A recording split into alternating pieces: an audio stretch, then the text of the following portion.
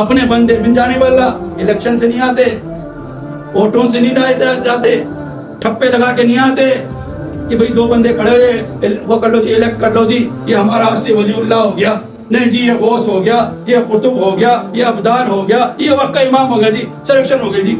نا، اللہ نے آپ کو اس کا اختیار ہی نہیں دیا، یہ اختیار اللہ نے اپنے پاس رکھا۔ کیوں رکھا؟ کہ ہر ایرا غیرہ یہ دعویٰ نہ کر دے کہ بھائی جی میں وقت کا ولی ہو گیا۔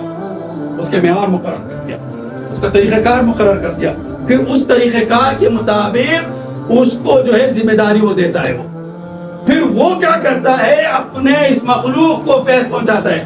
جتنے بھی اولیاء اللہ ہیں 40 سال کی عمر میں جا کے کسی غار کے اندر، کسی جنگل کے اندر 40 دن کے اعتکاف، متکف ہو گئے، بیٹھ گئے، شروع کر رہے، مانگ رہے، آوازاری کر رہے، گریہ فریاد کر رہے کہ مولا در کھول دیجئے، مجھ پہ جو ہے نا اپنا فضل جاری کر دیجئے، میرے زبان میں تاثیر عطا کر دیجئے تاکہ میں آپ کے فیض کو پہنچا سکوں مخلوق تک کے۔ وہ کرتے کرتے کرتے جب 40 دن کے بعد مسند ولایت پر جب فائز ہو جاتے ہیں، ان کو سرٹیفکیٹ دے دیا جاتا ہے۔